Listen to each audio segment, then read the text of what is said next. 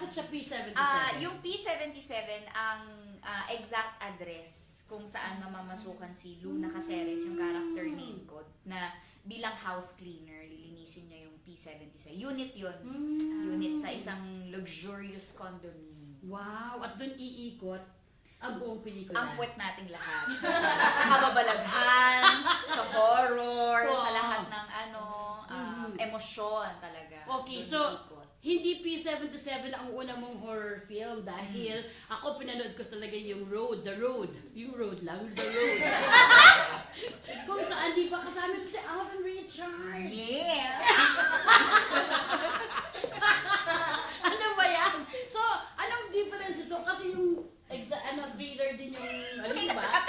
Kaya ako baka ano to yung... Sige. Di ba? Yung puro kalsada, POV. Ito naman, yung P77. Anong difference niya? Maraming difference. Yung yung The Road, napakabata ko pa doon. Tsaka siya anong tawag pag ganyan, yung maraming generation type of movie, ganyan. Parang multiple generation type of movie, ganyan. Kasi kami yung parang present, tapos yung kay Alden yung pangalawang generation, tapos yung mas luma si Sir TJ Trinidad naman ang So, yun. Ito talagang very straightforward yung namin, yung timeline namin.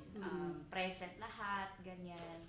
Tapos yung The Road, practical lahat ng sets namin. Talagang locations kami. Naghanap kami sa Teresa Rizal na parang napakahabang road talaga. Doon kami talaga nag-shoot. Dito sa P77, yung production designer namin, si Sir Erickson Navarro, naghanap siya ng parang non-operational na office sa QC lang. Tapos sinet design niya talaga yung buong penthouse. Pati yung bahay ko, yung bahay ni Luna, sinet up niya talaga yon. Pati yung lobby. Magkaiba kasi yung location namin ng lobby nung P77 at yung mismong unit ng P77. Pero lahat yun set design. So, parang kami, in control kami ng location namin, ng set namin kasi it was all made from scratch.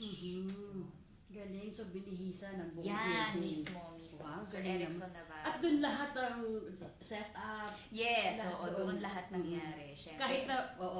Kahit na office setup tapos pero kukunan ka sa bahay, eksena mo sa bahay, doon din ginawa. Correct, exactly. Kaya props to the whole team of P77. Syempre, in the eyes of our very brilliant DOP Michael David, award-winning din yan. So ang saya kasi award-winning at saka magagaling ang mga katrabaho ko dito sa pelikulang ito. Kaya rin confident ako na maganda yung maipapakita namin sa audience na it's worth paying for talaga sa sinihan. Oo, at hindi lamang yun. Kasi itong movie po na ito mga kapuso ay psychological, mind-bending horror film. Wow!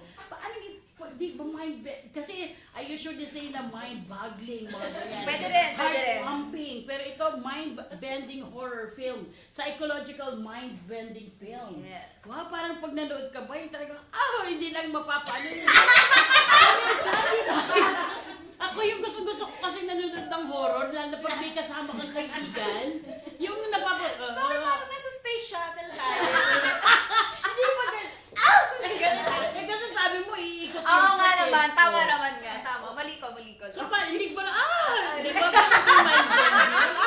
Yung pamapapa, di ba gano'n? At saka nakita ko yung interview mo kay Tito Boy, yung kung paano mo binild up yung nakatutok ka lang, tapos natakot ka dun sa maraming eksena daw na tao, tapos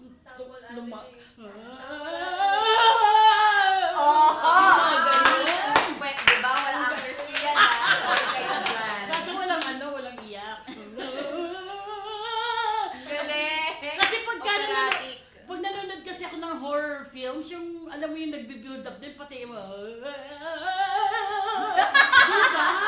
Diba? Ang galing!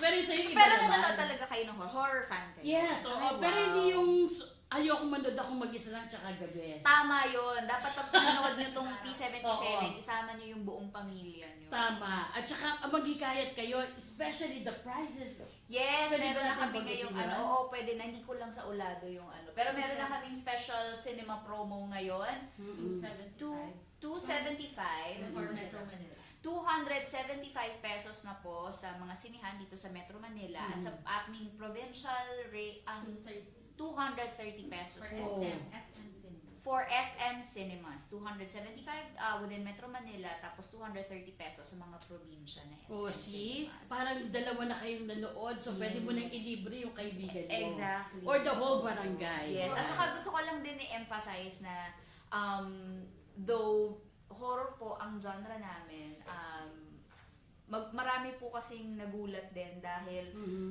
ano rin siya very relatable, very heartwarming, at saka marami kayong makukuhang life lessons at saka realization sa ending tungkol sa character ni Luna na makaka-resonate po sa inyo. Wow. Kaya sana panoorin niyo po talaga kasi it is an alternative narrative horror. Ang ibig sabihin, parang hindi lahat ng nakikita mong eksena, lahat yun ay parang yun lang yung nangyayari. Marami pa mga underlying meaning yung mga Grabe, eksena. nakaka-curious na parang ang interesting tapos pumapasok pa yung pagiging breadwinner. Yes. Di ba po, sa movie na to, tinatalakay din po kasi yung reality na pagiging breadwinner. So, horror tapos breadwinner, may heartwarming na Grounded part. din talaga yung storyline namin with family story, love for family, ganyan. Especially yung kapatid ko dito, si Wendy Kael, diba? So, ano po talaga siya, it's a movie for everyone.